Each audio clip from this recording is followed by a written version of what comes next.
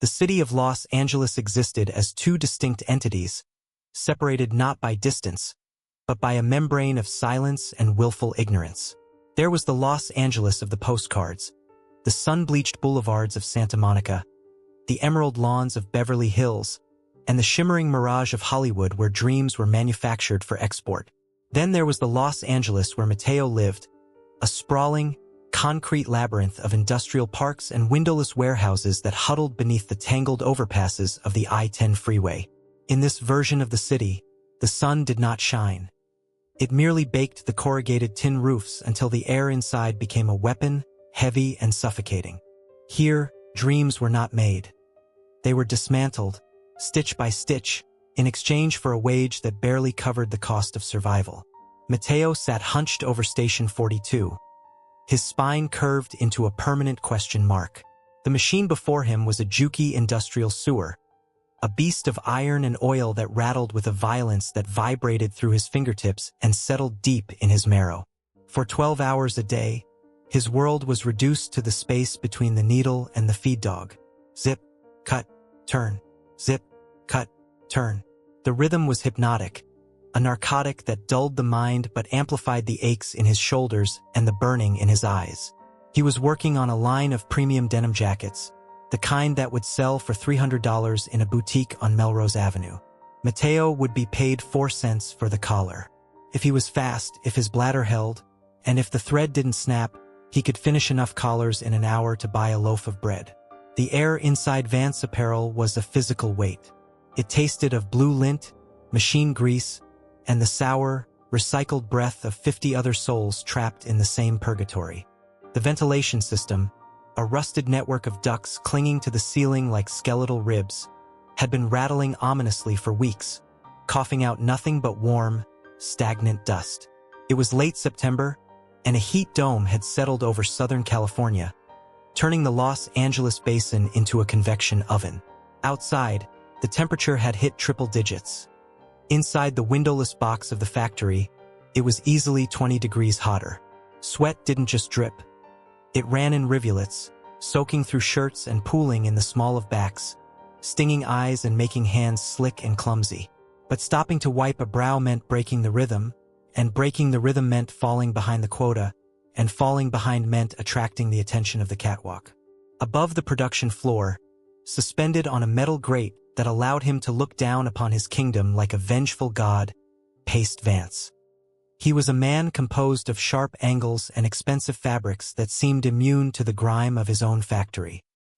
He wore linen suits that remained impossibly crisp, and the scent of his cologne, a cloying mixture of sandalwood and old money, drifted down to the floor, warring with the smell of unwashed bodies and chemical dyes. Vance didn't walk. He stalked. His shoes, polished Italian leather, clicked against the metal grating with a distinct, sharp cadence that every worker had memorized. Click-clack, click-clack. It was the sound of a predator circling a herd. When the clicking stopped, hearts raced. It meant he was watching someone. It meant he was calculating their worth, measuring their speed against his profit margin. Mateo kept his head down, focusing intensely on the double stitch of a hem. He had learned the art of invisibility back in his village in Michoacan, and he had perfected it here in America. To be seen was to be vulnerable. To be noticed was to invite disaster. He was a ghost in a machine, a pair of hands without a name, a social security number that belonged to a dead man in Arizona. He existed in the negative spaces of society, in the shadows where the light of legal protection did not reach. Every time a siren wailed past the warehouse on the street outside, Mateo's heart would hammer against his ribs like a trapped bird. The police, the Department of Labor. It didn't matter who they were. Any badge meant the end. It meant handcuffs, a detention center, a bus ride to the border, and the crushing realization that he had failed Sophia. Sophia. The name was a talisman he kept locked in the vault of his mind. She was 7 years old now, waiting in a crumbling house in Mexico with his mother. He could still feel the phantom weight of her small hand in his, could still see the way her eyes, dark and serious beyond her years, looked at him when the doctor gave the diagnosis. A congenital heart defect. Fixable, the doctor had said, with surgery. Expensive surgery. American prices. Mateo had left the next week, crossing the desert with nothing but a gallon of water and a promise that he would send back life, $1 at a time. The photo of her, creased and fading, was wrapped in plastic and hidden inside his left sock, pressed against his ankle. It was the only place Vance wouldn't look during the humiliating pat-downs at the end of the shift to check for stolen merchandise. Number 42. You're dragging. The voice boomed from above, cutting through the roar of the machines. Mateo didn't look up. Looking up was an act of defiance, but his hands flew faster, the needle blurring into a silver streak. He didn't need to look to know Vance was leaning over the railing directly above him, his face flushed with the easy rage of a man who owned people. "I'm not paying you to daydream about tacos, amigo," Vance sneered, his voice dripping with a casual racism that had ceased to shock anyone in the room. "The shipment goes out at 6. If you botch that inseam, I'm docking your pay for the whole lot." Mateo bit the inside of his cheek until he tasted copper. "Sí, señor." "Yes, sir." He didn't speak the words. He fed them into the machine, sewing his anger into the denim. Zip, cut, turn. He imagined the needle piercing not the fabric, but the silence that choked them all. To his right sat Rosa. She was the matriarch of the floor, a woman whose face was a map of hardships endured and survived. Her hands were gnarled like old ginger roots, swollen with arthritis, yet they moved with a grace that bordered on the divine. She had been at Vance Apparel for 5 years, longer than almost anyone else. In this industry, 5 years was a lifetime. The dust destroyed your lungs, the noise destroyed your hearing, and the repetition destroyed your soul. Rosa had been a mother figure to Mateo when he first arrived, bewildered and terrified. She had shared her lunch, tamales wrapped in foil, when he had no money for food. She had taught him how to rig the bobbin so it wouldn't jam on the thick seams. But today, Rosa was different. Mateo could feel the heat radiating off her body, a feverish intensity that had nothing to do with the ambient temperature of the room. Her skin, usually the color of deep mahogany, was ashen, with a gray undertone that terrified him. Her breath came in shallow, ragged hitches, audible even over the clatter of the jukis. "Rosa," Mateo whispered, barely moving his lips, keeping his eyes on his needle. "Rosa, take a drink." I can't," she murmured, her voice sounding like dry leaves scraping together. "He's watching." He said no water until the break. "The break isn't for another 2 hours. You're burning up." "I have to finish," she said, her hands trembling as she fed a sleeve under the presser foot. "My grandson needs school supplies. I can't lose this day." The cruelty of the situation. Vance had shut off the water fountains near the floor 3 days ago, claiming a plumbing issue that everyone knew was a lie. He wanted to minimize bathroom breaks. There was a single cooler in the break room, but accessing it required permission, a key, and the humiliation of begging. Vance was squeezing them, wringing every drop of sweat and blood from their bodies to meet a deadline imposed by a fashion conglomerate that didn't know they existed. The afternoon dragged on, stretching into an eternity of noise and heat. The air grew thicker, creating a hazy visual distortion across the vast floor. Dust motes danced in the flickering fluorescent light, entering nostrils and settling in lungs, coating everything in a fine blue powder. It was a dystopian snow globe. Mateo felt a headache throbbing at the base of his skull, a rhythmic pounding that synced with the machines. He was thirsty, so thirsty that his tongue felt like a piece of felt in his mouth, but he pushed the sensation away, compartmentalizing the pain. He thought of the green mountains of Michoacan, of the cold stream that ran behind his mother's house. He tried to project his mind there, leaving his body to operate on autopilot. Suddenly, the rhythm of the room faltered. It was a subtle shift, a missed beat in the industrial symphony. The machine next to him had stopped. Mateo risked a glance. Rosa had stopped sewing. Her hands were resting on the fabric, palms up, fingers curled like dead spiders. She was staring straight ahead, her eyes wide and unfocused, fixed on a point in space that only she could see. A single bead of sweat rolled from her temple, cutting a clean track through the dust on her cheek, and dropped onto the white silk blouse she was assembling. Then, another drop. But this one wasn't sweat. It was red. A trickle of blood leaked from her nose, dark and stark against the pale fabric. "Rosa!" Mateo hissed, abandoning the pretense of work. He reached out, his hand hovering near her shoulder. "Rosa, look at me." She didn't blink. Her lips moved, forming a soundless word, perhaps a prayer, perhaps a name. Then, with the slow, terrible inevitability of a crumbling statue, she began to tilt. "Rosa!" Mateo shouted, the cry tearing from his throat before he could stop it. He scrambled out of his chair, catching her just as she slumped sideways. She was dead weight, heavy and limp, her head lolled back, her eyes rolling up into her skull. Her skin was scorching hot to the touch, burning with a heat stroke that had been cooking her internal organs for hours. The factory floor ground to a halt. The cessation of noise was more shocking than the shout had been. 50 pairs of eyes turned toward Station 43. "What is the meaning of this?" Vance's voice cracked like a whip from the catwalk. The metallic clang-clang-clang of his footsteps descending the metal stairs rang out, fast and furious. Mateo ignored him. He lowered Rosa to the concrete floor, ignoring the grease stains that instantly soaked into her dress. He cradled her head, patting her cheek. "Rosa, Madre de Dios, Rosa, wake up." Vance pushed through the circle of workers who had tentatively gathered, shoving a young girl aside with callous force. He stood over them, looking not at the unconscious woman, but at the bloodstain on the white silk blouse still clamped in the machine. "Look at that!" Vance screamed, pointing a manicured finger at the ruined garment. "That is imported Italian silk. Do you know how much that costs per yard? She's ruined the whole panel." Mateo looked up, and for the first time in 2 years he looked Vance in the eye. The fear that usually paralyzed him was gone, incinerated by a white-hot fury that surged through his veins.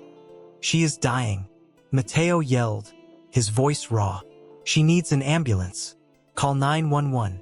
Vance scoffed, his face twisting in disgust. "Ambulance? You think I'm calling the authorities here? With half of you carrying fake papers? Do you want to be deported, Mateo?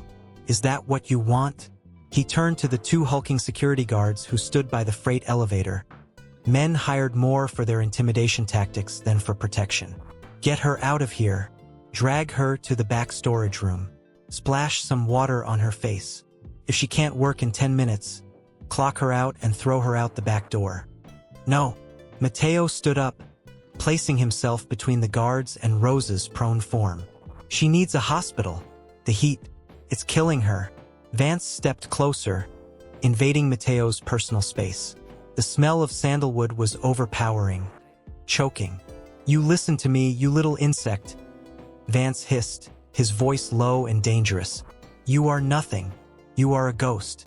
If you don't step aside, I will make a phone call. And by tonight, you won't be in a hospital and you won't be in LA. You'll be in a cage in Tijuana, and your daughter. Well, who knows what happens to little girls when the money stops coming." The threat hung in the air, heavy and poisonous. Mateo looked at the guards, then at the terrified faces of his co-workers. No one moved. No one spoke.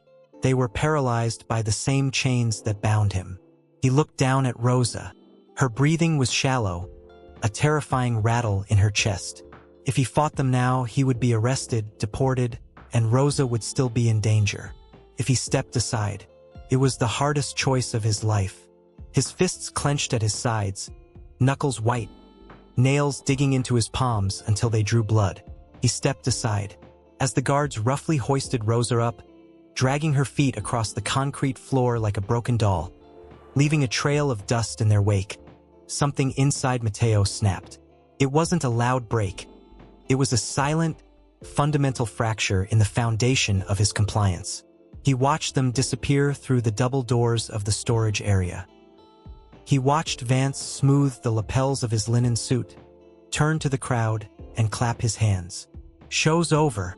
Back to work. Anyone who misses quota today is fired."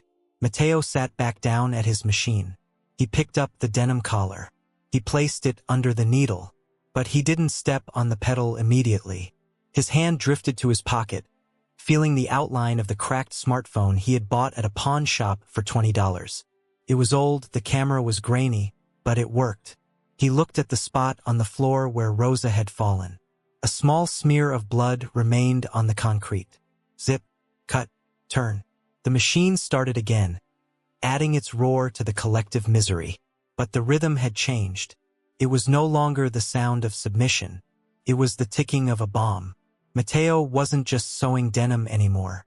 As he guided the fabric through the feed dogs, his eyes darted to the surveillance cameras, then to the fire exits that were chained shut with heavy padlocks. He began to map the room not as a worker, but as a witness. The fear was still there, cold and sharp, but it was no longer the master. It was the fuel. The silence that followed Rosa's removal was heavier than the roar of the machines had ever been.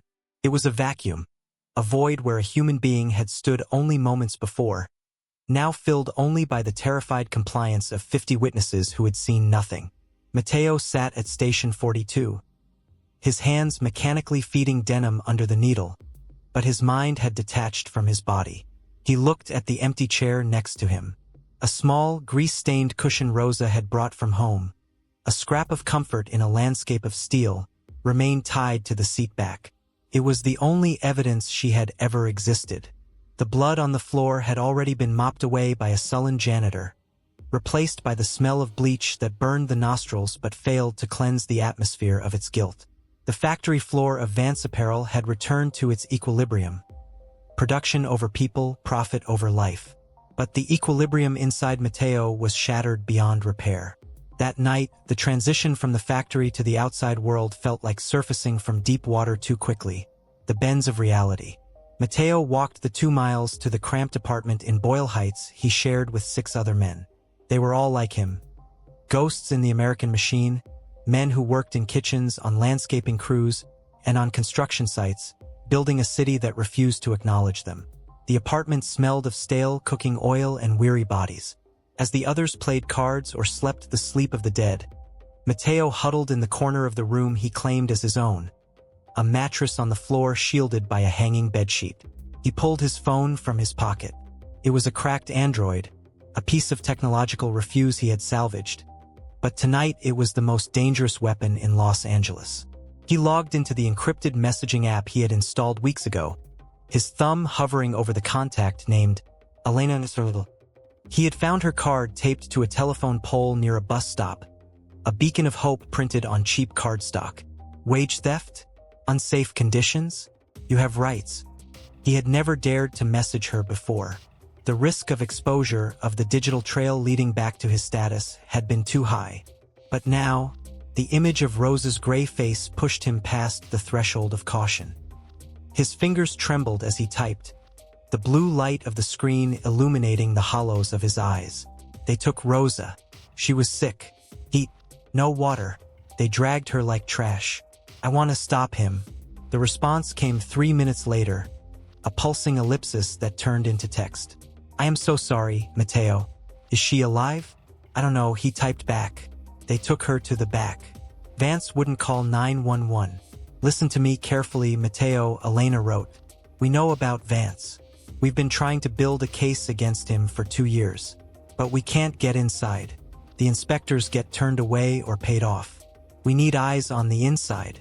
We need proof that isn't just hearsay. Can you get it? Mateo looked at the sleeping form of his roommate, Jorge, who was snoring softly. He thought of Sofia, waiting for her father to save her heart. If he did this, he risked never seeing her again. If he was caught, it was deportation, prison, or worse. Vance had friends in low places. But then he looked at his own hands, scarred by the needle, stained with the indigo dye that never fully washed out. He was already in a prison. Tell me what to do, he replied. I need video, Elena's text read, the words feeling cold and clinical on the screen. I need the locked exits, the blocked fire escapes, the lack of ventilation. And most importantly, I need him.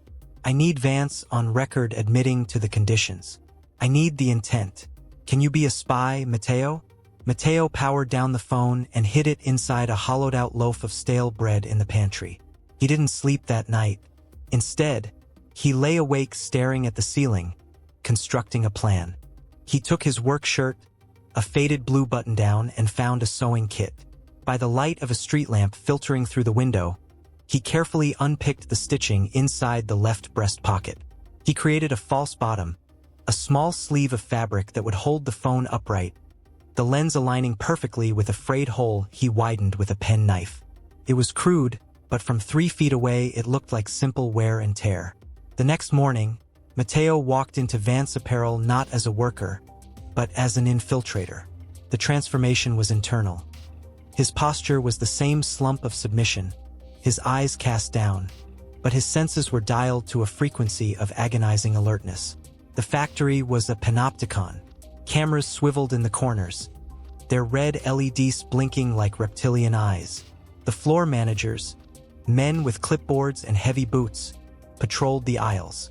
Every glance felt like an interrogation. Mateo took his seat at Station 42. A new woman sat in Rosa's chair, a young girl, barely 18, looking terrified. She didn't have a cushion. The heat began to rise by 9 a.m. Mateo waited for the noise of the machines to reach its crescendo before he slid the phone into his modified pocket. He felt the weight of it against his ribs, a hot brick of liability. He tapped the screen through the fabric, praying the haptic feedback meant it was recording. Showtime.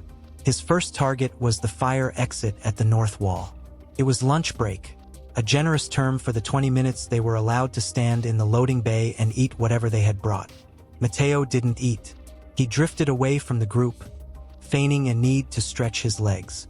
He walked toward the heavy steel door marked with a faded emergency exit sign. As he got closer, the details came into focus for the hidden lens. A thick, rusted chain was looped through the push bar handles, secured with a heavy-duty padlock. It was a death trap. In a fire, 50 people would pile up against this door and burn. He turned his body, angling his chest so the pocket faced the lock. He pretended to tie his shoe, dropping to one knee to get a stable shot. "Hold it steady," he told himself. 1, 2, 3. "Hey, you!" The voice hit him like a physical blow. Mateo froze, his heart slamming against his ribs. He looked up. It was one of the security guards, a man named Miller who chewed toothpicks and looked at the workers as if they were livestock. Miller was 20 feet away, hand resting on his belt. "No loitering by the doors," Miller barked, spitting a splinter of wood onto the floor. "You want fresh air? Go outside to the bay. You stay in here, you work." "Sorry, boss," Mateo mumbled, keeping his head down, his hand instinctively going to his chest to cover the lens. A mistake he corrected instantly, turning it into a gesture of wiping sweat. "Shoelace. Tie it and move," Miller grunted, watching him with suspicious eyes. Mateo finished the knot with trembling fingers and walked away, his legs feeling like jelly. He didn't know if he got the shot. He wouldn't know until he was safe at home. The adrenaline left a metallic taste in his mouth. One mistake, one wrong look, that was all it would take. The days blurred into a montage of high-stakes espionage. Mateo learned the rhythm of the surveillance. He learned that the cameras had blind spots near the fabric rolls. He learned that Vance usually came down to the floor at 2 p.m. to yell about quotas. He recorded the bathrooms where the toilets were backed up and there was no soap. He recorded the time clock, capturing the manager manually altering punch cards to erase hours of overtime. Each recording was a victory, but each one ratcheted up the tension. He was carrying hours of incriminating footage on a device that could be shattered in a second. But Elena had asked for the impossible. "I need Vance." Catching the conditions was one thing. Catching the devil confessing to his sins was another. Vance was careful. He spoke in codes, in euphemisms. He never explicitly said, "Lock the doors to kill them" or "Don't pay them." He was a master of the gray area. Mateo needed him to step into the light. The opportunity arrived on a Friday, 3 days after Rosa's disappearance. Rumors were swirling that Rosa had died in the hospital, dropped off by a friend who fled immediately. The mood in the factory was volatile. a mixture of grief and simmering resentment. Vance sensed it. He was on edge, pacing the catwalks more frequently, shouting louder, his veneer of sophistication cracking to reveal the thug beneath. Mateo had been assigned to clean up duty for the last hour of the shift, a punishment for a crooked seam he hadn't actually made. It was a blessing in disguise. It gave him mobility. Armed with a mop and a bucket of gray water, he moved through the factory, inching closer to the glass-walled office that overlooked the floor. The office was Vance's sanctuary, soundproofed and air-conditioned. But today, the door was propped open with a heavy bolt of fabric. The AC inside had failed, just like on the floor, and Vance was sweating. Mateo pushed the mop bucket toward the office, his movements slow and rhythmic. Swish, swish. He was 10 feet away, 8 feet. He could hear Vance on the phone, his voice booming. "I don't care what the union reps say. Tell them we moved location. Stall them." Vance was shouting, pacing behind his desk. Mateo checked his pocket. The phone was recording. He needed to get closer. He pushed the bucket right up to the doorframe, pretending to scrub a stubborn stain on the threshold. He was invisible. He was the cleaning staff. He was furniture. "No, listen to me," Vance said, his voice dropping to a sinister growl that the phone picked up clearly. "The Department of Labor is sniffing around because of that old woman. Yeah, the one who collapsed. We need to purge the records. Tonight, get the shredder." Mateo's breath hitched. This was it. Obstruction of justice. "And make sure the security tapes from Tuesday are wiped," Vance continued, wiping his forehead with a silk handkerchief. "I don't want anyone seeing us drag her out. As far as anyone knows, she clocked out and walked home. If anyone asks, she had a pre-existing condition. We aren't liable for these people. They don't have papers, Mike. They're ghosts. You can't kill a ghost. You can't kill a ghost." The words seared into Mateo's recording. It was the smoking gun. It was the confession of a man who believed he was untouchable. A man who viewed human life as a line item on a ledger. Mateo felt a surge of triumph so potent it almost made him dizzy. He had him. He had everything Elena needed to bury Vance apparel forever. He turned to leave, to push his bucket away and fade back into the obscurity of the floor. Clang. In his haste, the handle of the mop struck the metal doorframe. It wasn't a loud noise, but in the tension of the moment, it sounded like a gunshot. Vance spun around. He stopped mid-sentence, the phone still pressed to his ear. His eyes, cold and blue, locked onto Mateo. For a second, there was no recognition, just a boss looking at a clumsy worker. But then Vance's gaze dropped. He looked at the mop bucket. He looked at Mateo's chest. He saw the way Mateo's hand instinctively flew to his pocket. And he saw the faint, rectangular outline of the device. The silence that stretched between them was infinite. Mateo saw the realization dawn on Vance's face. The arrogance vanished, replaced by the sharp, predatory calculation of a cornered animal. Vance hung up the phone without saying goodbye. He placed it slowly on the desk. "You," Vance said. It wasn't a question. "Come in here."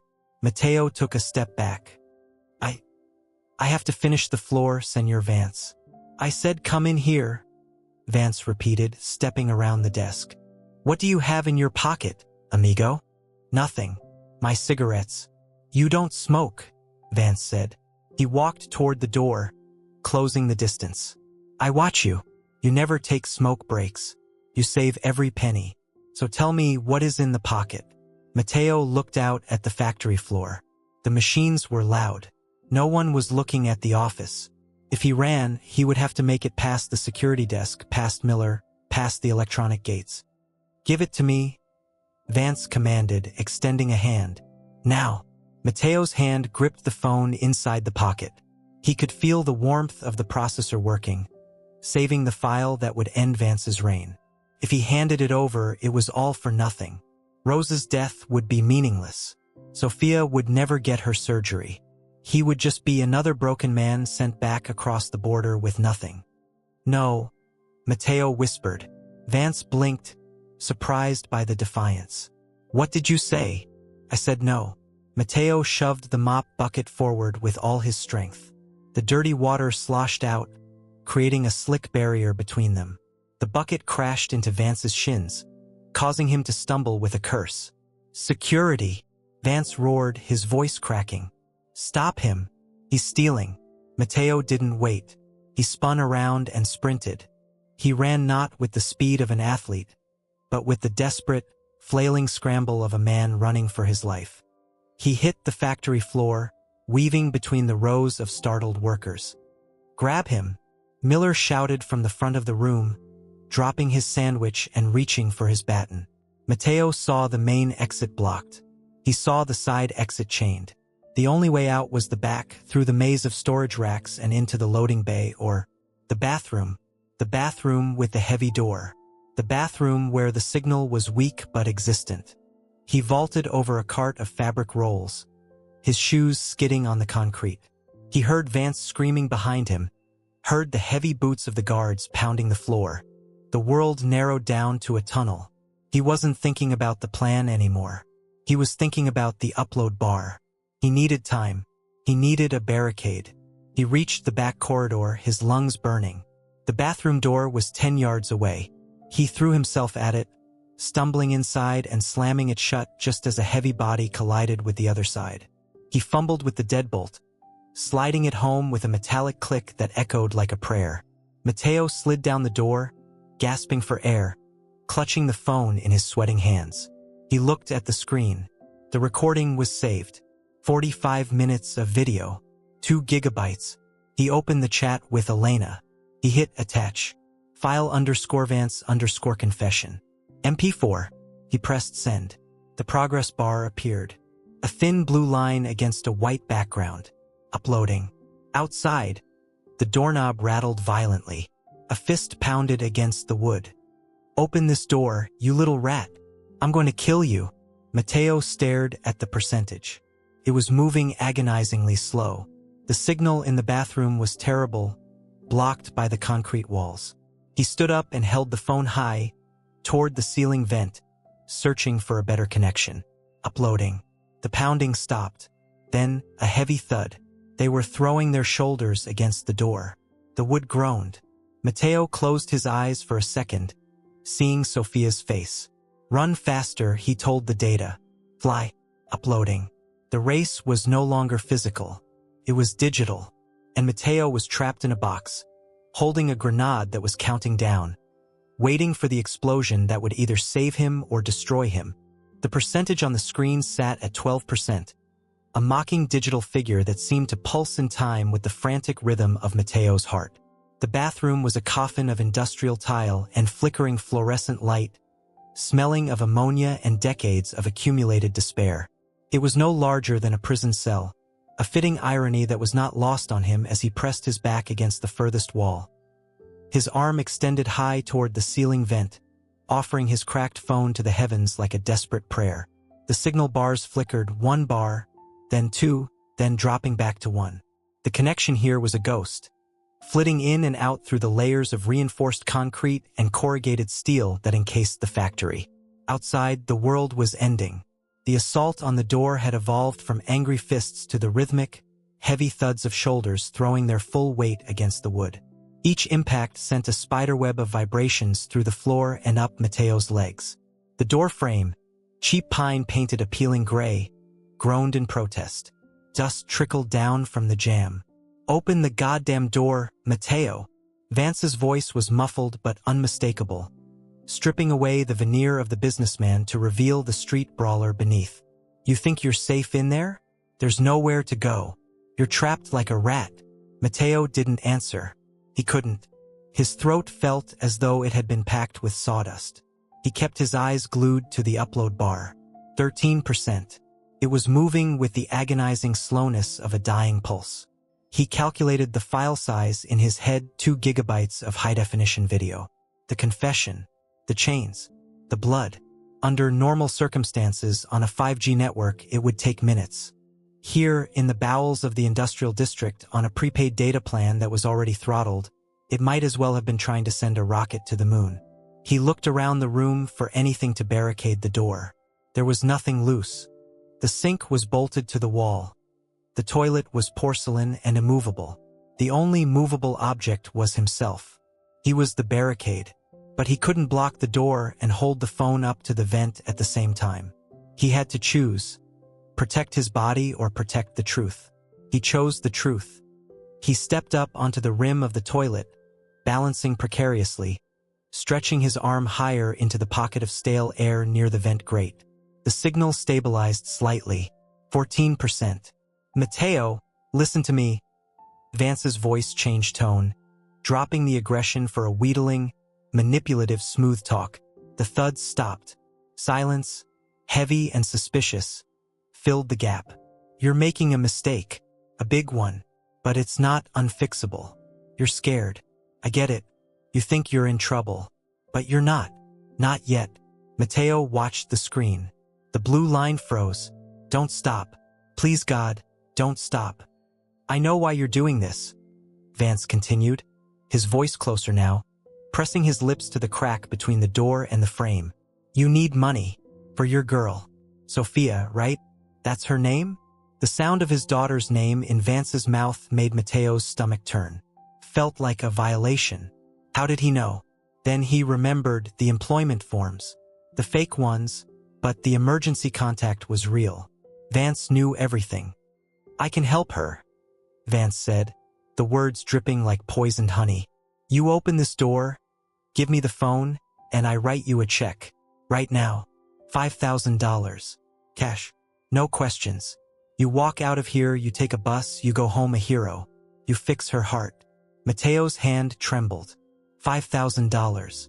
It was an unimaginable sum. It was 6 months of labor. It was the surgery. For a fleeting, treacherous second, the image of Sophia healthy, running in the fields of Michoacan, flashed before his eyes. He could end this.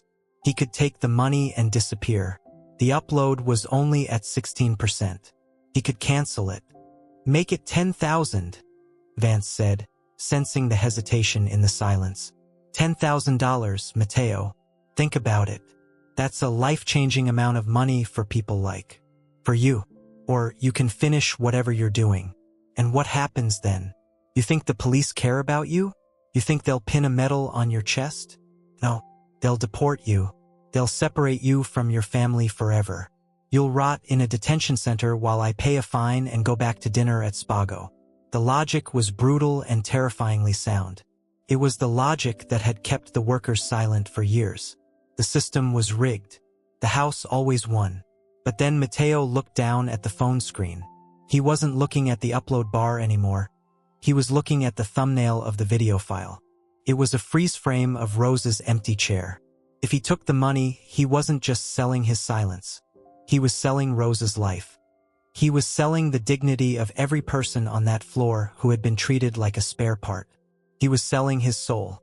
$10,000 would fix Sophia's heart, but it would break her father's. What kind of man would return to her? A man bought by the devil. No, Mateo said. His voice was raspy, but loud enough to be heard through the wood. What? Vance snapped. I said no. Your money is dirty. It has blood on it. You idiot!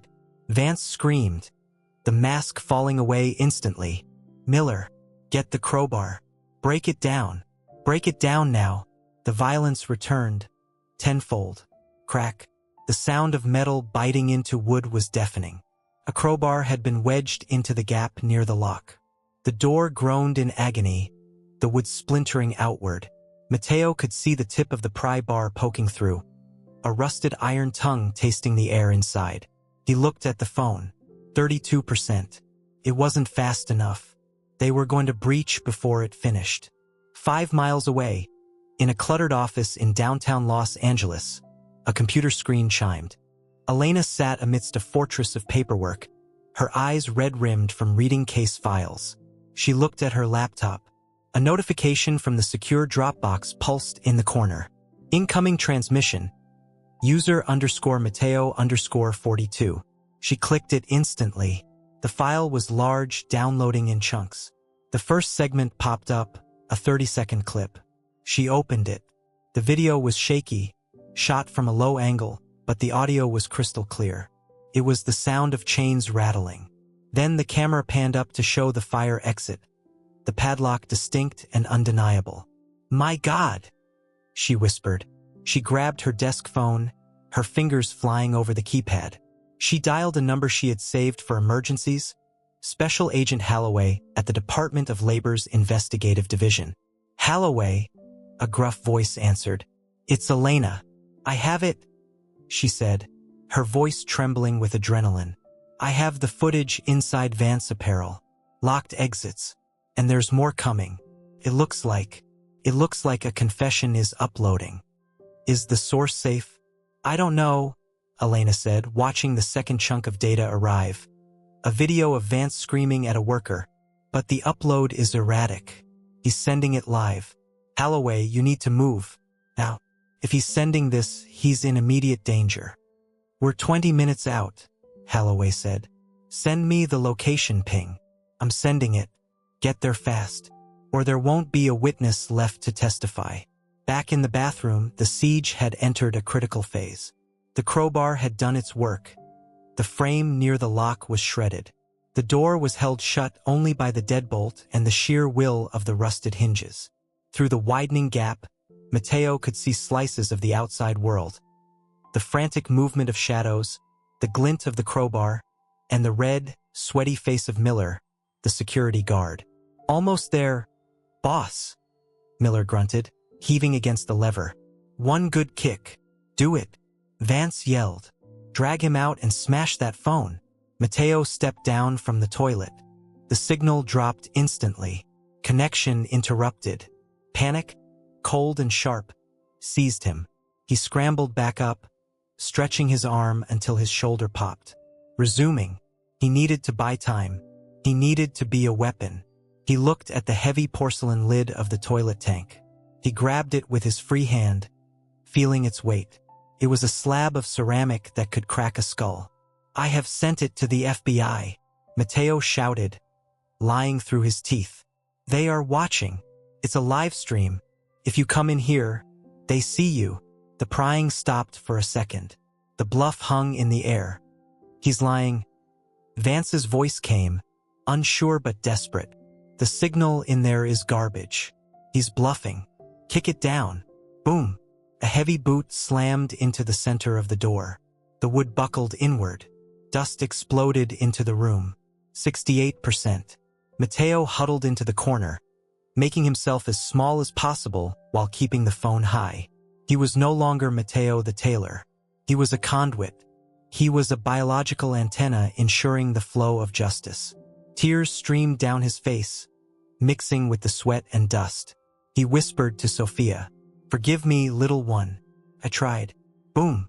The top hinge snapped. The door hung crookedly, listing into the room like a broken tooth. Through the gap, Miller's arm reached in, groping for the lock. Mateo swung the toilet tank lid. He didn't aim for the hand. He aimed for the gap, smashing the ceramic against the wood and metal. Shards of porcelain exploded like shrapnel. Miller yelled and yanked his hand back, blood dripping from his knuckles. "He's fighting back," Miller shouted, sounding shocked that the prey had grown claws. "Use the taser," Vance screamed. "Just get in there." 80%. The phone was hot in Mateo's hand, the battery warning flashing. 15% remaining. The universe was conspiring against him. Physics, electricity, time, everything was a barrier. Suddenly, the screen dimmed. Low power mode. The upload speed throttled down to save energy. "No, no, no." Mateo frantically tapped the screen, trying to override the setting, but his sweat-slicked fingers slipped. The percentage crawled. The door was kicked again. This time, the bottom hinge gave way. The door fell inward, crashing against the floor but getting stuck on the broken tiles, creating a ramp. Vance stood in the opening. He looked like a demon. His tie was undone, his hair wild, his eyes wide with a mixture of fury and terror. He saw Mateo in the corner, balancing on the toilet, phone raised. "Give me the phone." Vance lunged, scrambling over the fallen door. Mateo didn't move. He stared at the screen. Vance was on him. He grabbed Mateo's ankle and yanked. Mateo fell, crashing onto the wet tiles. The breath was knocked out of him.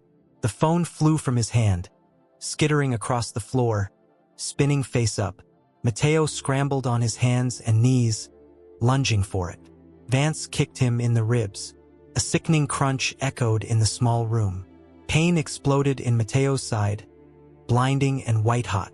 He curled into a ball, gasping. Vance stood over him, breathing hard. He looked at Mateo, then walked over to the phone. He bent down to pick it up. "You lose, wetback," Vance spat. He picked up the phone. He looked at the screen. The progress bar was green. It didn't say uploading. It said sent. Vance froze. He stared at the word as if it were a foreign language he couldn't comprehend. Sent. "No," Vance whispered. "No." He tapped the screen violently, trying to delete, to undo, to recall. But the app was designed for this. Once sent, the file was locked in the cloud, duplicated on servers in Virginia, Oregon, and Ireland. It was everywhere. Mateo, clutching his broken ribs, looked up from the floor. He saw the color drain from Vance's face. He saw the trembling in the hands that had held so much power over him for so long. And despite the agony in his chest, Mateo started to laugh. It was a wet, wheezing sound, bubbling up through blood and bruised lungs. "It's gone," Mateo gasped. "It's free," Vance roared, a sound of pure animalistic frustration, and smashed the phone against the wall. He smashed it again and again, until it was nothing but plastic shards and twisted metal. He stomped on the pieces, grinding them into the tile dust. "It doesn't matter," Vance screamed, turning back to Mateo. "It doesn't matter. No one will believe it. I'll say it's a deepfake. I'll say you doctored it. And now you're going to disappear." He grabbed Mateo by the collar of his shirt, hauling him up. Mateo's legs dangled uselessly. "Miller," Vance yelled. "Get the van around back. We're taking a ride." Miller appeared in the doorway, looking pale. He wasn't looking at Vance. He was looking past him, toward the front of the warehouse. "Boss," Miller said, his voice trembling. "What?" Vance snapped, shaking Mateo. "Listen." Vance paused. Mateo ceased his struggling. First, it was just a low hum. Then it grew. The wail of sirens. Not one, not two, but a chorus. A chaotic, beautiful symphony of emergency klaxons rising and falling, getting louder with every second. The sound penetrated the thick walls of the warehouse, cutting through the hum of the ventilation, drowning out the beat of their hearts. Blue and red lights began to flash against the high windows of the loading bay, strobing like a disco in hell. "Boss." Miller stepped back, his hands raised. "I'm out. I'm not going down for kidnapping. Get back here." Vance shouted, but Miller was already running. Vance looked at the door, then at Mateo. He dropped Mateo to the floor. The impact jarred Mateo's ribs again, but he didn't care. He lay there, looking at the ceiling, listening to the sound of salvation. The sirens were the most beautiful music he had ever heard. The heavy rolling doors of the loading bay rattled as someone pounded on them from the outside. A megaphone voice, distorted and godlike, boomed through the steel. "This is the FBI. We have the building surrounded. Come out with your hands up." Vance staggered back, bracing himself against the sink. He looked at his reflection in the dirty mirror. The master of the universe was suddenly just a man in a wrinkled suit, trapped in a bathroom with the truth. Mateo rolled onto his back. He coughed, tasting blood. He reached into his pocket and pulled out the photo of Sophia. It was bent, the edges frayed. He smoothed it out with a trembling thumb. "We did it, mi hija," he whispered into the silence between the sirens. "We did it." The door to the bathroom, already broken, was kicked fully aside. But it wasn't Vance. It was Mateo pushing himself up, using the wall for support. He limped out of the bathroom, leaving the wreckage behind. He walked into the warehouse floor. The workers were standing by their machines, frozen. They looked at Mateo, bruised, bleeding, covered in dust, limping toward the light of the loading bay. He didn't look like a ghost anymore. He looked like a giant. He walked past Vance, who was slumped against a pallet of fabric, his head in his hands. Mateo didn't stop. He didn't say a word. He just kept walking toward the doors where the sparks from a circular saw were already flying, cutting through the lock that had held them prisoner. The sparks showered down like fireworks. The metal groaned and gave way. The doors rolled up with a thunderous crash. And for the first time in years, the sun streamed into Vance apparel. It was blinding, brilliant, and pure. Mateo stepped into the light, raising his hands not in surrender, but in victory. The sudden influx of light was violent, a physical assault on retinas that had adapted to the gloom of the warehouse for years. It wasn't just illumination. It was a revelation. The dust motes, previously invisible suspensions in the stagnant air, now swirled in chaotic galaxies within the thick beams of sunshine cutting through the loading bay. To Mateo, standing at the precipice of this brightness, the world outside looked overexposed, bleached of color by the sheer intensity of the California afternoon. He swayed on his feet, the adrenaline that had sustained him through the siege now receding like a tide, leaving behind the jagged shoreline of his injuries. His ribs screamed with every shallow breath, a hot, grinding friction that turned his torso into a cage of pain. But he didn't fall. Not yet. He needed to see it. He needed to witness the end of the empire. Behind him, the factory was a cacophony of confusion.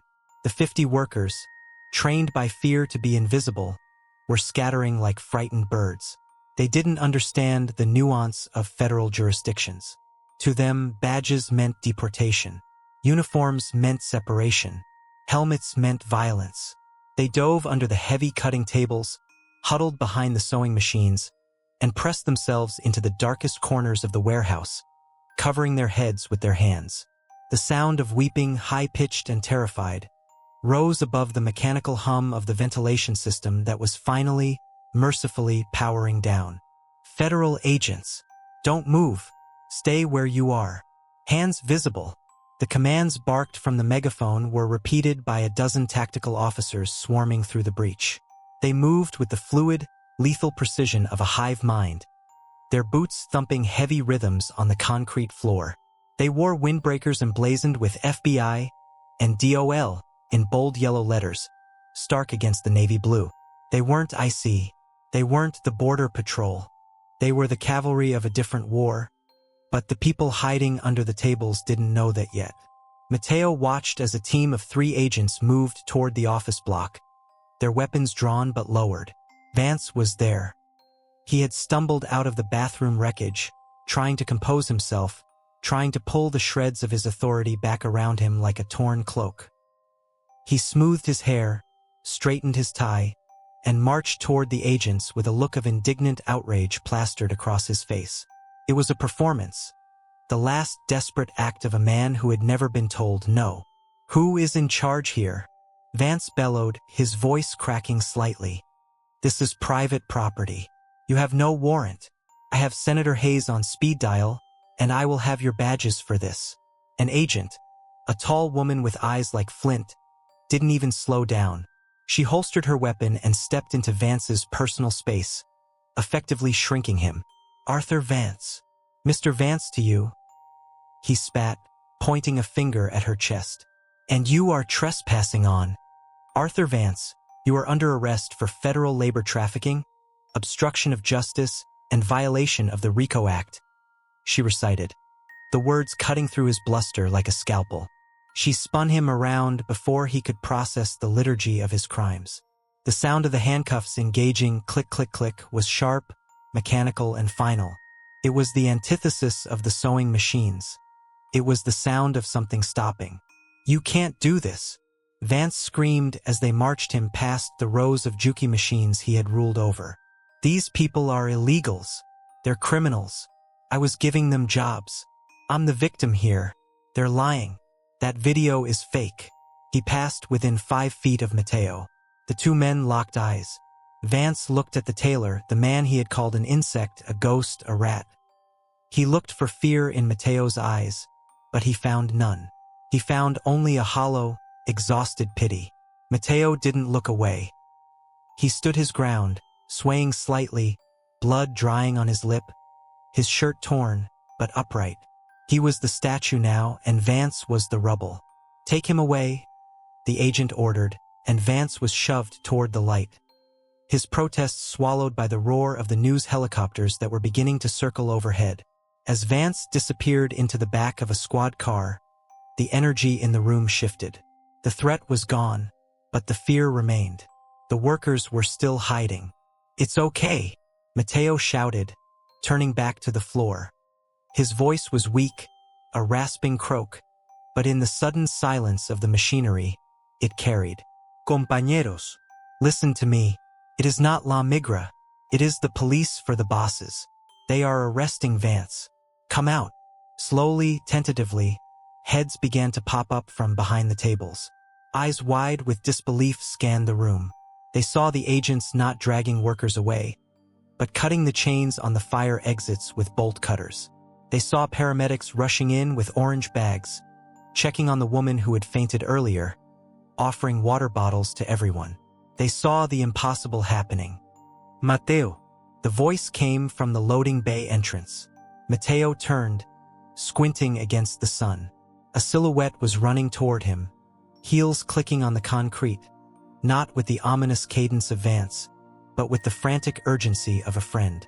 As she stepped into the shadow of the warehouse, her features resolved. It was Elena. She looked exactly like her profile picture. Sharp features, determined eyes, hair pulled back in a no-nonsense bun. But she looked tired, her face etched with the same anxiety that gripped him. She was wearing a Kevlar vest over her blazer, marked Legal Observer. She stopped a few feet from him, her eyes scanning his body, cataloging the damage. The bruise blooming on his jaw, the way he favored his right side, the blood on his hands. "You're alive?" she breathed, the professional mask slipping to reveal the human relief beneath. "I saw the signal drop. I thought we were too late.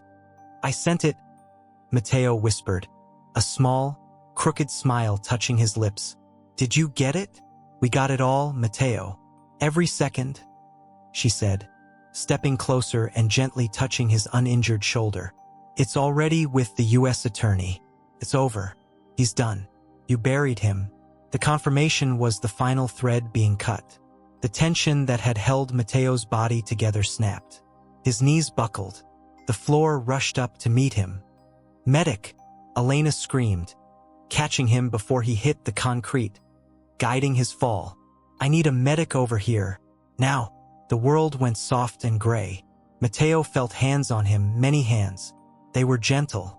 Someone was cutting his shirt open. Someone was putting a mask over his face, and cool, sweet oxygen flooded his lungs. He heard voices, but they sounded underwater. "BP is dropping. Possible internal bleeding. Ribs broken. Get the stretcher." He felt himself being lifted. He was floating. As they carried him out of the warehouse, he stared up at the ceiling. He saw the rusted ventilation ducts, the flickering fluorescent tubes, the catwalk where Vance used to pace. They were moving past him, receding into the distance. He was leaving. He was actually leaving.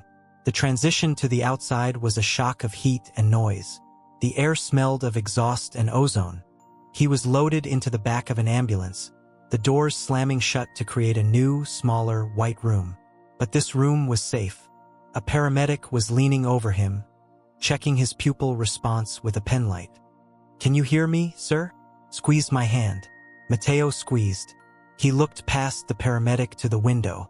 He could see the sky. It was a brilliant, uninterrupted blue. No bars, no wire mesh, just sky. The ambulance ride was a blur of motion and sirens, but this time, the sirens were singing for him. He drifted in and out of consciousness, his mind replaying the events in a disjointed loop. The upload bar, Vance's face, Rosa's empty chair, Sophia's smile. The pain in his side was a dull roar now, managed by whatever they had put in his foreline. He felt a strange detachment, as if he were watching a movie about someone else. A hero. He didn't feel like a hero. He felt like a man who had simply run out of room to retreat. When he woke fully, the light had changed. It was softer, artificial but warm. He was in a hospital bed, propped up by pillows. The room was quiet, filled only by the rhythmic beep of a heart monitor. A steady, reassuring metronome that proved he was still here. He took a breath.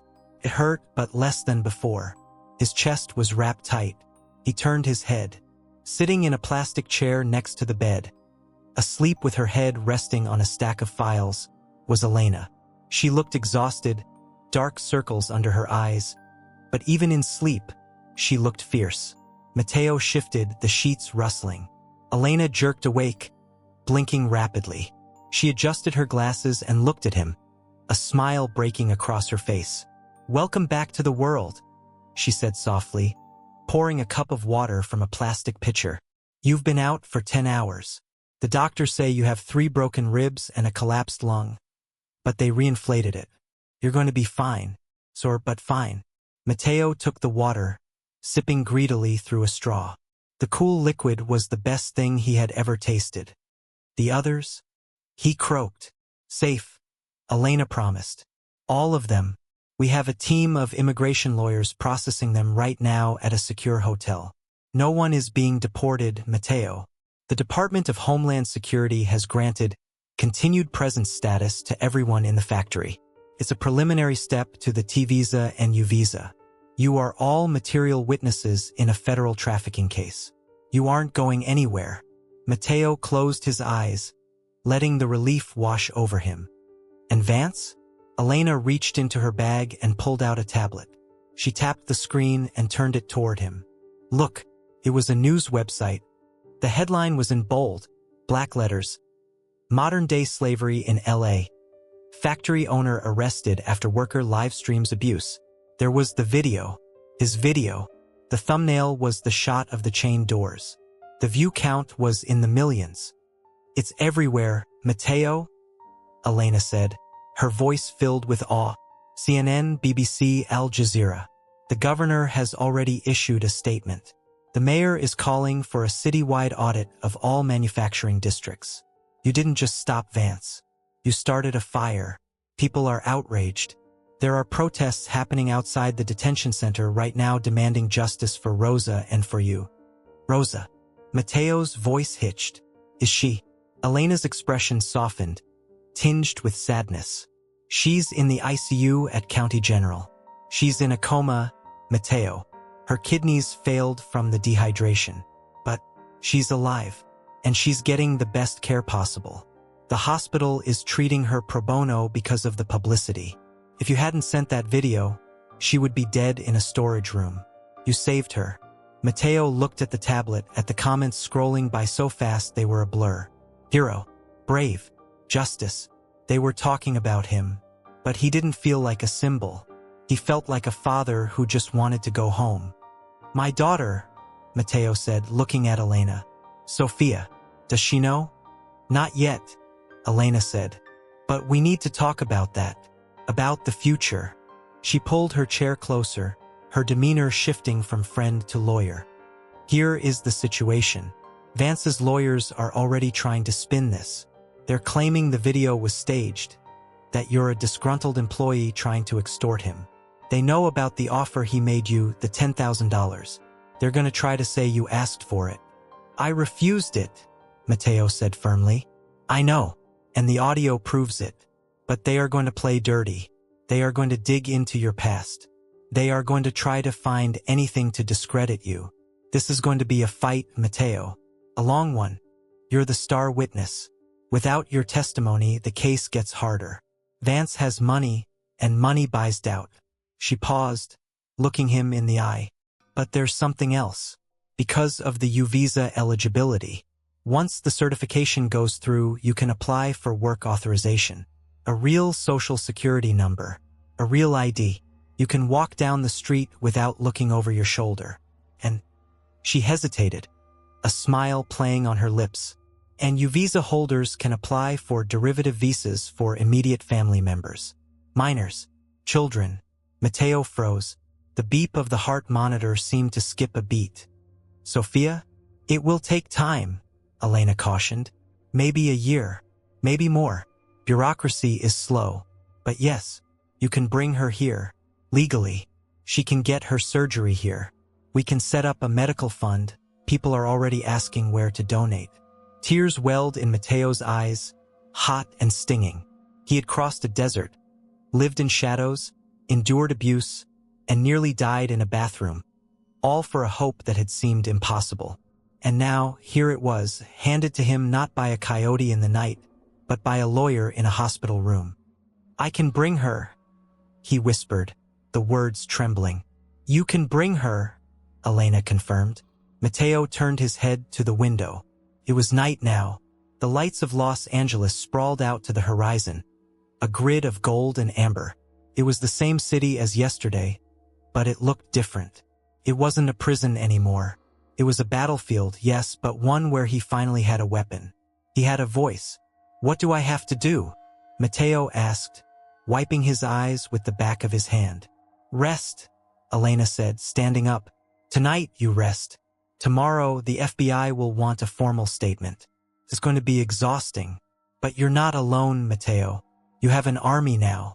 She squeezed his hand one last time and walked to the door. "Get some sleep. You've earned it." Elena left the room, the door clicking softly shut behind her. Mateo was alone in the quiet.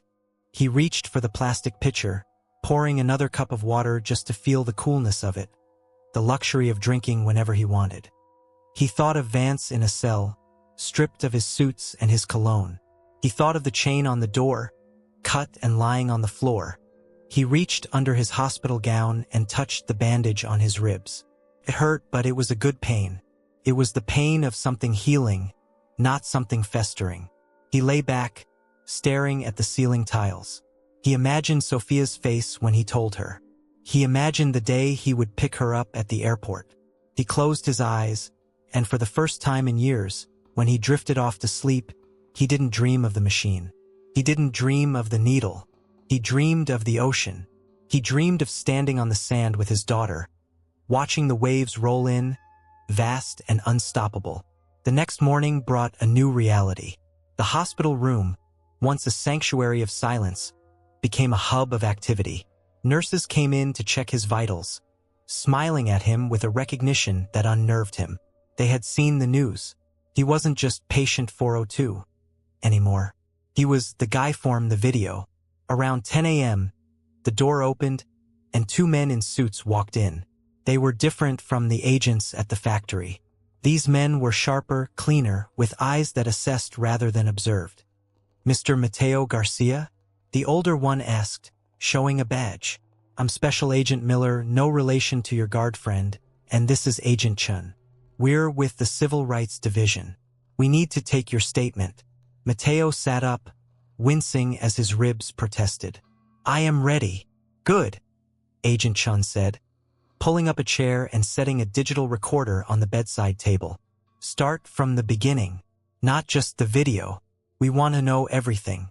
How you got the job, the hours, the pay, the threats, every single detail." Mateo took a breath. He looked at the recorder. It was a small black box, not unlike the phone he had sacrificed. He thought of the silence he had kept for so long. He thought of the millions of others who were still silent, still sewing in windowless rooms, still hiding in the shadows of the economy. He opened his mouth, and he began to speak. He spoke for Rosa. He spoke for the girl who was fired for a crooked seam. He spoke for himself. He wove the story together, sentence by sentence, stitching the truth into the public record. It was the most important garment he would ever create. And as he spoke, outside the hospital window, the city of Los Angeles bustled on. But in the garment district, on a side street near the freeway, a for lease sign was being pasted over the door of a warehouse. The chains were gone. The ghosts had left the building. 3 months had passed since the doors of Vance Apparel were pried open by the jaws of federal justice. But for Mateo, the noise of the factory had merely been replaced by a different kind of silence. It was the silence of the Edward R. Roybal Federal Building in downtown Los Angeles, a monolith of glass and steel that rose from the concrete like a modern fortress. The air inside was climate-controlled to a sterile 68 degrees, smelling faintly of floor wax and old paper, a stark contrast to the humid, lint-choked atmosphere of the warehouse. Yet, as Mateo stood before the double doors of courtroom 8B, adjusting the collar of a suit that Elena had bought him from a discount rack. A charcoal gray ensemble that felt 2 sizes too big for his shrinking frame. He felt the same suffocating pressure he had known at Station 42. The machinery here was different. It ran on statutes, objections, and transcripts rather than electricity and steam. But it was a machine nonetheless, capable of chewing up a man and spitting him out without a backward glance. "Breathe, Mateo," Elena whispered, standing beside him. She looked formidable in her navy blazer, her hair pulled back into a severe bun that accentuated the sharpness of her jawline. She wasn't his lawyer for this, she was a witness too. But she was his anchor. "Remember what the prosecutor told you. Short answers. Truth only. Don't let him get inside your head. He's just a man in a suit." "He is not just a man," Mateo murmured, his eyes fixed on the grain of the wood on the door. "He is the mouth of the money." They pushed through the doors. The courtroom was a cavern of light wood and acoustical panels, designed to absorb sound, to mute the messy reality of human conflict into polite legal discourse. The gallery was packed. It seemed the whole city had squeezed into the pews. There were reporters with their sketch pads, activists wearing t-shirts that read "Justice for Rosa," and former workers from the factory who had taken the day off from their new, temporary jobs to witness the reckoning. When Mateo walked down the center aisle, a ripple of movement went through the crowd. It wasn't applause, that was forbidden, but a collective leaning in, a silent acknowledgement of the gladiator entering the arena. At the defense table sat Arthur Vance. The change in him was jarring. The tan was gone, replaced by a prison pallor that made his skin look like uncooked dough. He had lost weight, his expensive suit hanging loosely on his frame, but his eyes were the same. They were cold, blue beads of glass that tracked Mateo's movement with a mixture of hatred and incredulity. Next to him was his attorney, a man named Sterling, a silver-haired wolf of a lawyer known for tearing prosecution witnesses apart until they didn't know their own names. Sterling was arranging papers on the desk with surgical precision, not even looking up as Mateo took his seat behind the prosecution table. The trial of United States versus Arthur Vance had been dominating the headlines for weeks. It wasn't just about the sweatshop. It had become a referendum on the invisible labor force of California. The prosecution, led by Assistant U.S. Attorney Reynolds, a man with the weary demeanor of someone who had seen too much evil, had built a solid case. They had the video, they had the chained doors, they had the falsified ledgers.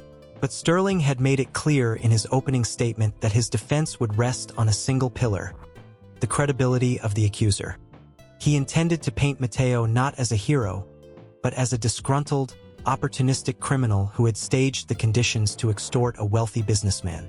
"All rise," the bailiff bellowed, and Judge Holloway swept into the room, her black robes billowing. She was a stern woman with reading glasses perched on the end of her nose, her gaze sweeping over the courtroom with the indifference of a god. "Be seated. The government may call its next witness." Reynolds stood up, buttoning his jacket. "The United States calls Mateo Garcia." The walk to the witness stand felt like walking the plank. The floor seemed to tilt beneath Mateo's feet. He ascended the 3 steps, entered the wooden box, and sat down. The microphone was a black snake rising from the ledge. He swore the oath, to tell the truth, the whole truth, and nothing but the truth, and looked out at the sea of faces. He saw Elena giving him a small nod. He saw Vance leaning back in his chair, a smirk playing on his lips. The direct examination went smoothly. Reynolds guided Mateo through the timeline. The heat, the locked doors, Rosa's collapse, the recording. Mateo spoke softly, his voice trembling at first, but gaining strength as he anchored himself in the memory of the facts. Facts were safe. Facts were the stitches that held the story together. He described the moment he was trapped in the bathroom, the offer of money, the door breaking down. When the prosecution played the video on the large screens mounted on the walls, the footage of the chained exit, the audio of Vance's threats, the courtroom went deathly silent. Seeing it again, hearing his own desperate breathing, Mateo felt a phantom pain in his ribs. "Thank you, Mr. Garcia," Reynolds said, sitting down. "Your witness." Sterling stood up. He didn't walk to the podium immediately. He took a moment to adjust his cufflinks, a deliberate pause designed to let the tension build. He walked toward the jury box, smiling at the jurors as if they were old friends, before turning his predatory gaze on Mateo. "Mr. Garcia," Sterling began, his voice a rich baritone that filled the room without effort. "Let's talk about truth. You swore an oath just now to tell the truth. Is that a concept you are familiar with?" "Objection," Reynolds said lazily. "Argumentative. Sustained. Move on, Mr. Sterling." "My apologies, Your Honor," Sterling said, not looking sorry at all. He turned to Mateo. "Mr. Garcia, you entered this country illegally 3 years ago, correct?" "Yes," Mateo said.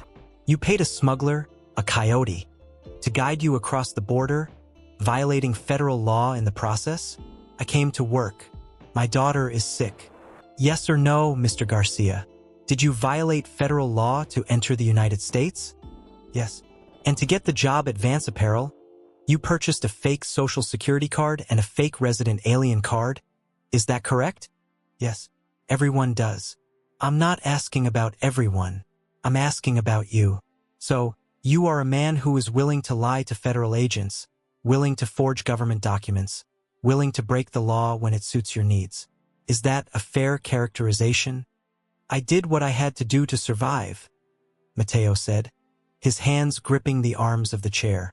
"Survival," Sterling repeated, tasting the word. "Let's talk about survival. You claim my client, Mr. Vance, runs a sweatshop. Yet you worked there for 2 years. You returned every day.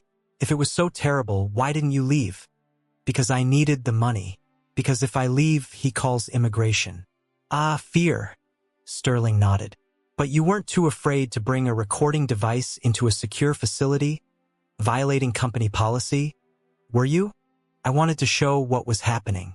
"Or," Sterling stepped closer, leaning on the railing of the witness box, "did you bring that camera because you saw an opportunity? You saw a wealthy man, a successful business, and you thought, if I can catch him on a bad day, I can get a payday." "No." Mateo shook his head vigorously. "That is not true. Let's look at the transcript of the bathroom encounter." Sterling picked up a piece of paper.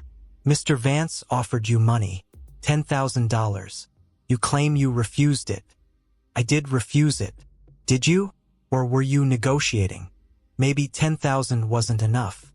Maybe you wanted 20. Maybe you uploaded that video not to save anyone, but because the negotiation failed." "That is a lie."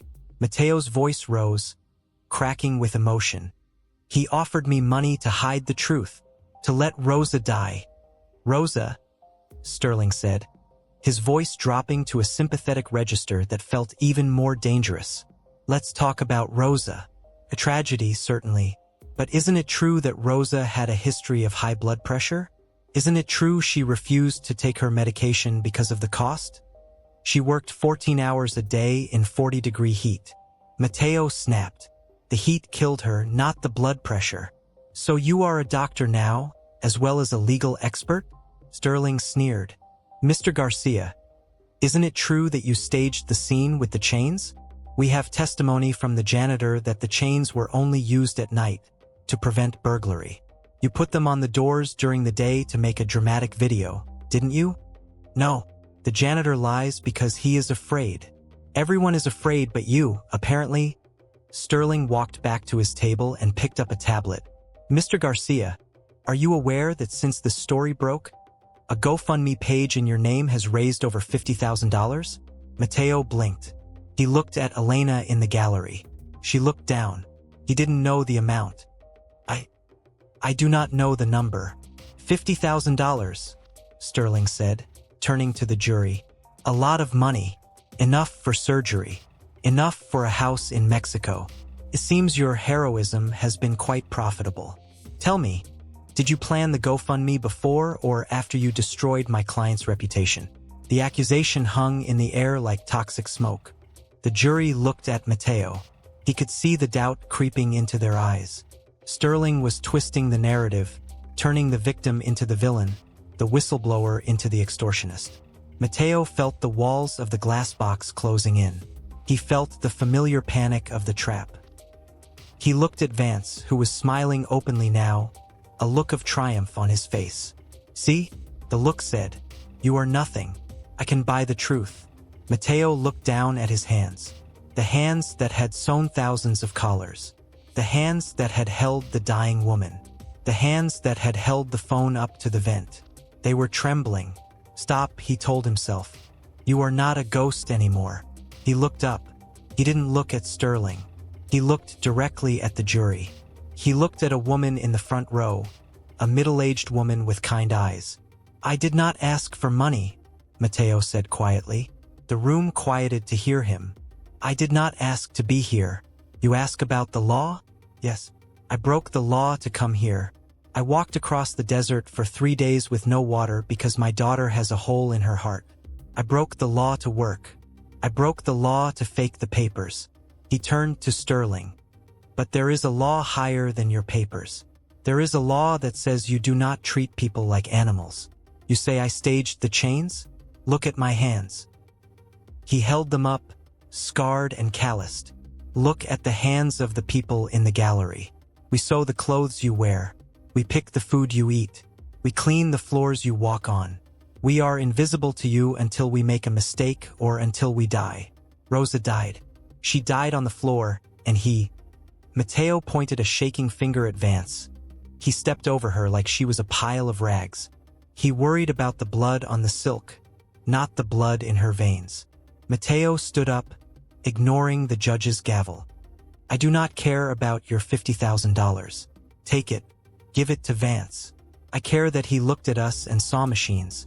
I am not a machine. I am a father, and I would rather be in jail with my head up than be free with my head down like a slave. That is the truth. That is the only truth." He sat down. The silence in the courtroom was absolute. It was a heavy, suffocating silence, but it wasn't the silence of fear. It was the silence of shame. The woman in the jury box wiped a tear from her cheek. Even Sterling looked momentarily stunned, his polished script disrupted by the raw, unpolished jaggedness of reality. "No further questions," Sterling muttered, sitting down heavily. The rest of the afternoon passed in a blur. There were other witnesses, experts on ventilation, forensic accountants, but the energy had shifted. Mateo's testimony had broken the spell of legal maneuvering. When the court adjourned for the day, Reynolds shook Mateo's hand. "You did good, Mateo," the prosecutor said. "You did real good." But Mateo didn't want praise. He wanted air. He walked out of the courthouse, bypassing the reporters shouting questions, and got into Elena's car. They drove in silence for a long time, heading away from downtown, toward the hills of East LA. "Where are we going?" Mateo asked, loosening his tie. "We have a stop to make," Elena said. They pulled up to the County General Hospital. It was a massive complex, busy and chaotic, but Elena navigated the corridors with familiarity. They took the elevator to the 4th floor, rehabilitation. In room 412, sitting in a wheelchair by the window, looking out at the parking lot, was Rosa.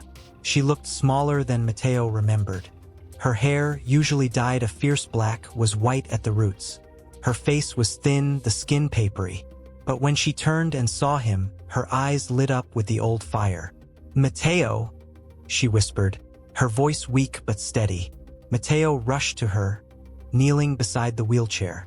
He took her hands, her gnarled, beautiful hands, in his. "Rosa, abuela, how are you?"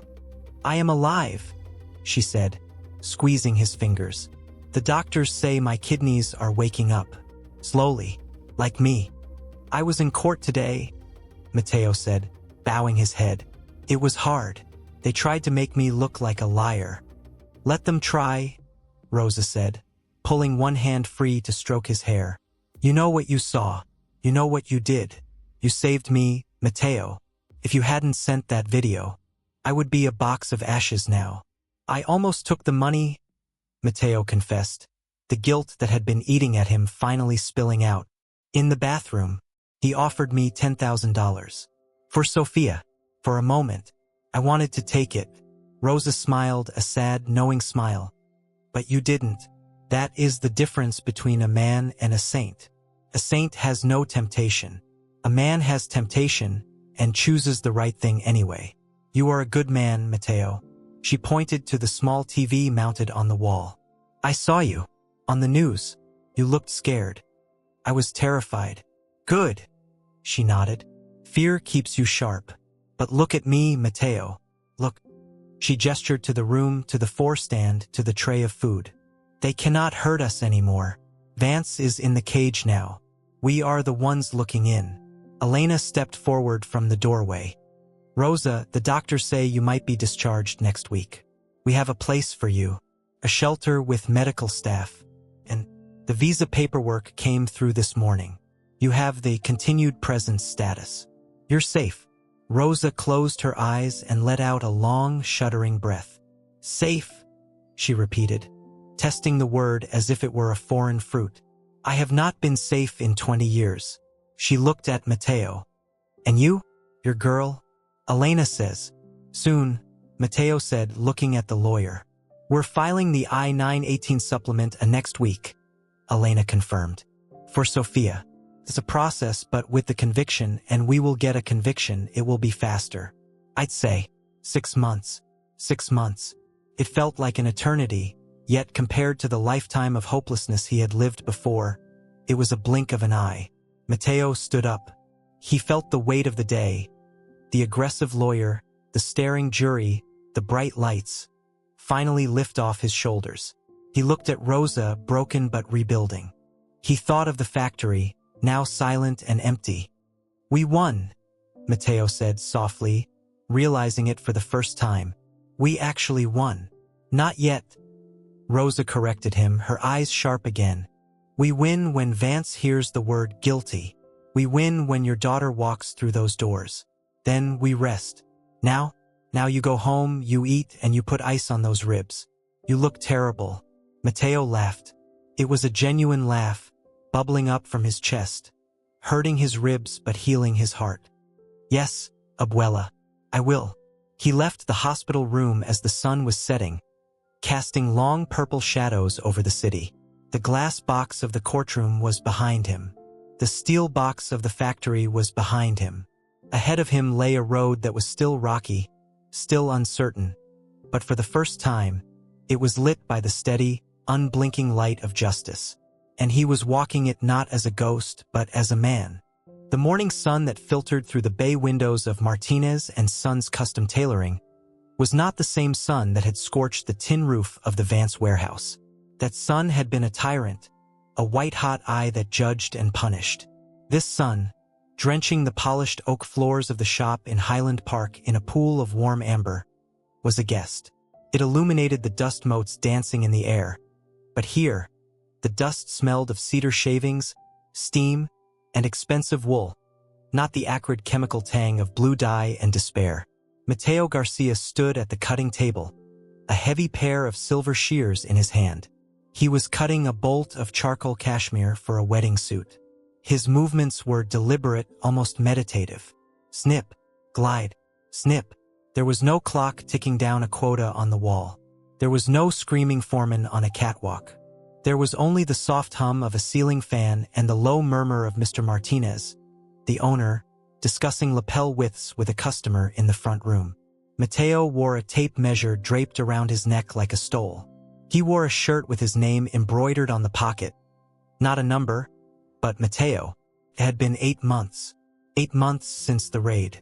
8 months since the glass box of the courtroom. The passage of time felt both instantaneous and infinite.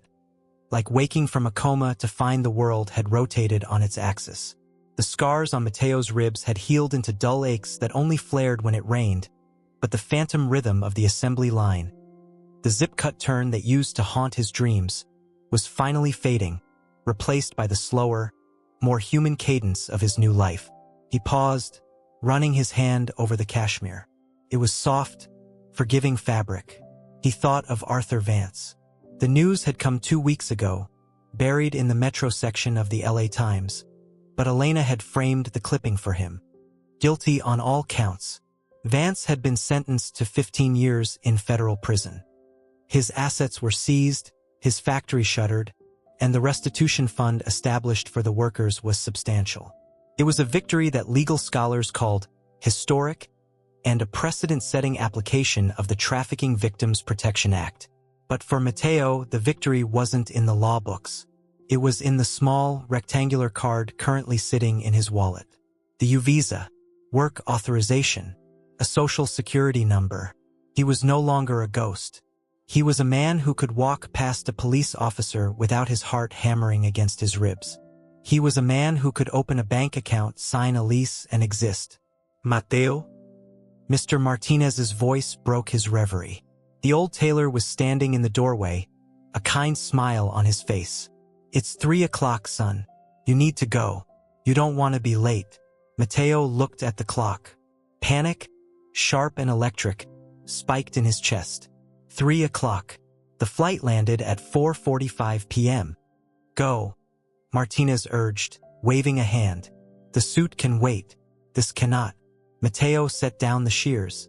He took off his apron, folding it neatly. "Thank you, Mr. Martinez. I will be back on Monday." "Take the week, Mateo.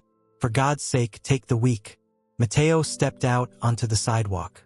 The Los Angeles air was crisp, typical for late November. A car was waiting at the curb, a sensible beige sedan. The window rolled down, and Elena grinned at him from the driver's seat. She looked different too. The perpetually exhausted glint in her eyes had been replaced by a bright, tenacious energy.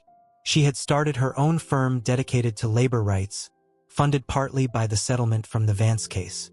"Get in," she said, revving the engine playfully. "Operation Reunion is a go." Mateo slid into the passenger seat, his hands trembling slightly as he buckled the seatbelt. "Traffic?" he asked, his voice tight. "It's the 4:05, Mateo. There's always traffic. But we have time. Breathe." They merged onto the freeway, joining the river of red taillights and chrome. For years, Mateo had looked at this highway from the window of the bus, watching the cars flow by like blood cells in a vein, wondering where all these people were going, envious of their mobility. Now he was one of them. He watched the city scroll past. The palm trees, the billboards, the sprawling concrete basin. It was an ugly, beautiful, broken, magnificent city. It was the city that had almost killed him, and the city that had saved him. "Did you talk to Rosa?" Elena asked, breaking the silence as they navigated the interchange. "Last night," Mateo said. "She is good. She is knitting scarves now. She says the arthritis is bad, but she cannot sit still. She wants to cook a feast for Sofia on Sunday. Mol, tamales. That woman is a force of nature," Elena laughed. "I think she's tougher than the FBI agents." "She is excited," Mateo said, looking out the window. She says she wants to see the girl who gave me the strength to fight." He reached into his pocket and pulled out the photo. The same photo he had kept in his sock, then in the hospital, then in the courtroom. It was creased, the edges white and fuzzy, the image of the smiling 7-year-old fading. But he didn't need the photo anymore. The reality was hurtling toward him at 500 miles per hour inside the fuselage of an Aeromexico jet. The process to get the derivative visa for Sofia had been a bureaucratic war of attrition. Forms, interviews, medical checks, background checks. There were nights Mateo thought it would never happen. Nights he sat in his small studio apartment staring at the phone, terrified that the system would change its mind, that the door which had cracked open would slam shut again. But the blood-stitch video had created a momentum that even the bureaucracy couldn't stall. The public pressure, the letters from senators, the sheer undeniable weight of the evidence. It had paved the road. They pulled into the Tom Bradley International Terminal. The architecture was soaring and futuristic, a cathedral of transit. Mateo felt small as they walked through the sliding glass doors, assaulted by the cacophony of 1,000 goodbyes and hellos. Announcements in English, Spanish, Mandarin, and French overlapped into a drone of global movement. They stood at the bottom of the ramp at the international arrivals gate. The crowd was a thicket of anticipation. Chauffeurs holding iPads with names, families clutching balloons, lovers shifting their weight from foot to foot. Mateo stood near the barrier, his hands gripping the metal rail so hard his knuckles turned white. Flight AM 646 from Mexico City. Elena read from the monitor. Landed. At the gate. Now we wait for customs. The waiting was the hardest part. It was a physical ache. Every time the frosted glass doors hissed open, Mateo's heart jumped. He saw businessmen in suits, backpackers with sunburns, families pushing carts piled high with luggage. He scanned every face, looking for the escort agent, looking for the red coat he had sent money for her to buy. 10 minutes. 20. 45. What if something is wrong? Mateo whispered, sweat beading on his forehead despite the air conditioning. What if they stopped her? What if her heart? She's fine, Elena said, though he could hear the tension in her own voice. She's with a UN escort. Takes time. Customs is slow. Mateo closed his eyes. He tried to summon the image of the ocean he had dreamed of in the hospital. He tried to breathe. Whoosh. The doors opened again. A woman in a navy blue uniform walked out holding a clipboard. Walking beside her, clutching a small pink backpack to her chest, looking tiny and overwhelmed by the sheer scale of the terminal, was a girl in a red coat. Her hair was longer than in the photo, tied back in 2 dark braids. She looked taller, thinner. Her eyes were darting around the crowd, wide and fearful, searching for an anchor in the storm of strangers.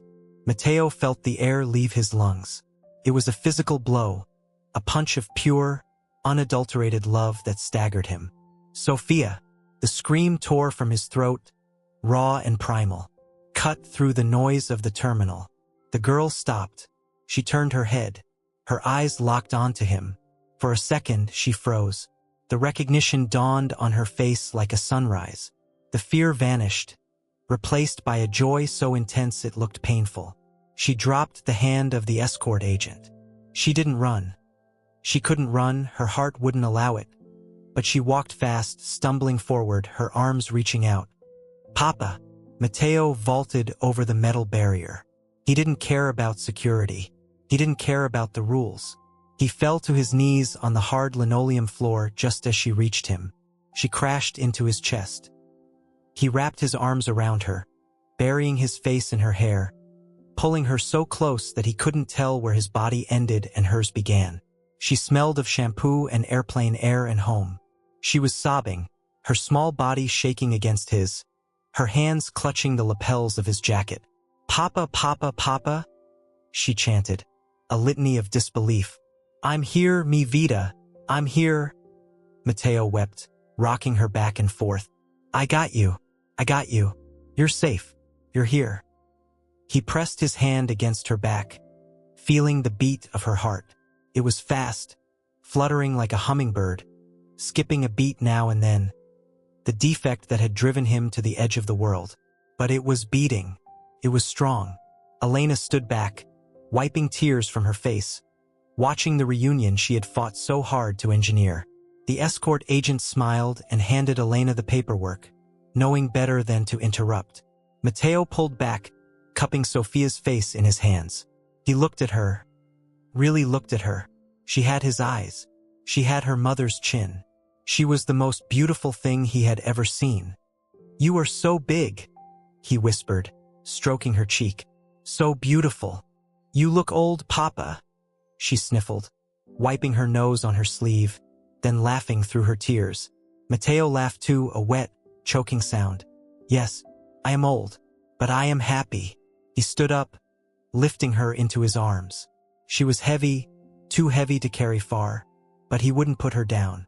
Not yet. He turned to Elena. This is Elena, he said to Sophia. She is the angel who brought you here. Sophia looked at Elena shyly, then buried her face in Mateo's neck. Gracias, she muffled. Let's go home, Elena said, her voice thick with emotion. Let's go home. They walked out of the terminal into the Los Angeles evening. The sun had set, and the sky was a canvas of bruised purple and fiery orange. The palm trees were silhouettes against the twilight. To Sophia, it must have looked like another planet. To Mateo, it looked like a promise kept. The apartment in Highland Park was small, but it had windows that opened to the street. It had a kitchen that smelled of roasted peppers and onions. It had a bed for Sophia with a quilt that Rosa had knitted, a kaleidoscope of bright colors. 3 weeks later, on a Sunday afternoon, the apartment was quiet. The winter light was streaming in, illuminating the small sewing station Mateo had set up in the corner of the living room. It wasn't an industrial machine. It was a vintage Singer, black with gold filigree, operated by a foot pedal. It was a machine for art, not for quotas. Mateo sat on the stool, a piece of emerald green silk spread out before him. He was making a dress, not for a client, for Sophia. Sophia stood next to him, watching his hands. She was mesmerized by the way he manipulated the fabric, the way his fingers danced over the material with a gentleness that belied their strength. Her surgery was scheduled for next month at Children's Hospital. She was still frail, tiring easily, but her color was better. She was happy. "Papa?" she asked softly. "Yes, Hija? Does it hurt?" "What?" "Sewing. Your hands. They have scars." She reached out and traced a white line on his thumb, a relic of a needle slip from the Vance factory years ago. Mateo stopped. He looked at his hands. For a long time, he had hated them. He had hated the calluses, the stains, the scars. He had seen them as the tools of his enslavement. But now, looking at them through his daughter's eyes, he saw something else. He saw the hands that had recorded the truth, the hands that had held the door shut, the hands that had built a bridge across a border. "No," Mateo said tenderly, taking her small hand in his. "It does not hurt anymore. These scars, they are like a map. They show where I have been so I do not forget." He picked up a needle and threaded it with a spool of gold thread. "Do you want to try?" he asked. Sophia's eyes widened. "Can I?"